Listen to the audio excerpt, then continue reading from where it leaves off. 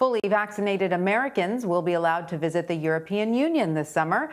The European Commission president made the announcement through the New York Times on Sunday, saying, quote, "The Americans, as far as I can see, use European Medicines Agency-approved vaccines. This will enable free movement and travel to the European Union." She's the first top-level official to comment about lifting restrictions. She said all 27 member states of the EU will accept fully vaccinated tourists, though some nations may retain certain limits. There's not yet a timeline for when the borders will reopen. CBS News foreign correspondent Holly Williams joins me now from our London bureau. Holly, welcome. Great to see you. Why is the EU deciding now is the time to reopen its borders to Americans? And how have some of those nations struggled without that American tourism? Well, look, it's the lead up to the summer, which is, normally peak tourism season here and everywhere else. And I think that many European governments would dearly like to use tourism to help to breathe life into their economies. As you touched on just then, this all came out of an interview in the New York Times by the European Commission President, Ursula von der Leyen, who said that vaccinated Americans would be free to travel to the EU. We don't know when that's going to happen. We don't know what kind of certification that they would need to show that they'd been vaccinated. But what we're expecting is some kind of official recommendation to all 27 EU member states saying that this would be a safe thing for them to do.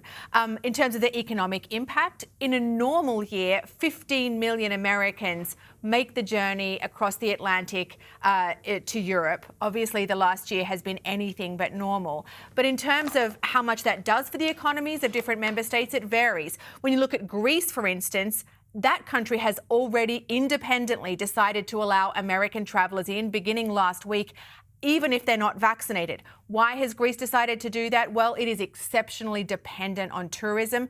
Around 10% of its labour force is employed by the tourism industry. And in a normal year, they get 33 million visitors in a country with a population of less than 11 million.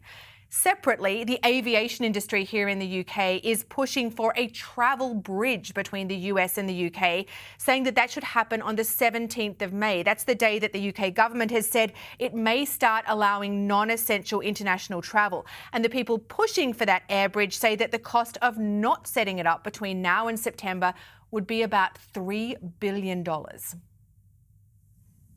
And Holly, what are COVID-19 restrictions like in the EU's tourism hotspots? If Americans buy that expensive ticket and go there, will they actually be able to see anything? Will they be let into museums? What kind of experience will they have? Well, it's a good question, and it varies from country to country. Some countries are just sort of starting to come out of lockdown now. For instance, in Italy, most parts of the country will allow bars and restaurants to offer outdoor table service beginning next Monday. They'll also allow cinemas and theatres to reopen, although with sort of reduced occupancy. And then swimming pools and theme parks in Italy will open in most parts of the country in July. Here in the UK, which is part of Europe, although not part of the EU anymore, they only allowed non-essential shops and outdoor service at restaurants to get going 2 weeks ago. So we're still getting used to our newly rediscovered freedoms. But if you go across the channel to France, they are still in lockdown. Non-essential shops and restaurants are closed. There's a nighttime curfew that begins at 7 p.m. And even during the daytime, you have to stay within about 6 miles of your residence unless you've got a special reason for travel. For instance, seeing a doctor or visiting sick relatives. So yes, it looks as though vaccinated Americans will be free to come to Europe in the summer. How much fun they'll be able to have here, I think, is still a big question. And in terms of the vaccination status, of most of the EU, what risks are Americans facing, or what risks should they be aware of before deciding to book a trip across the Atlantic?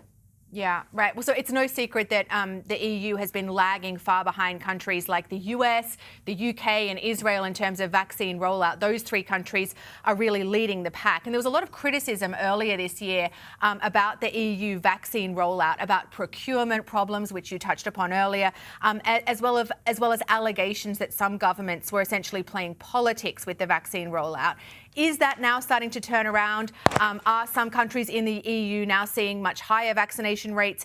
It looks like in some places that is true. However, if you decide to come from the US to Europe this summer, you may well be going from an area with pretty high vaccination rates to a country with much lower vaccination rates. It's possible that means you'll be traveling to an area with much higher infection rates. And even if you've been vaccinated, there are still risks inherent in travel, just like everything else you do in your everyday life. All right, Holly Williams, thank you so much.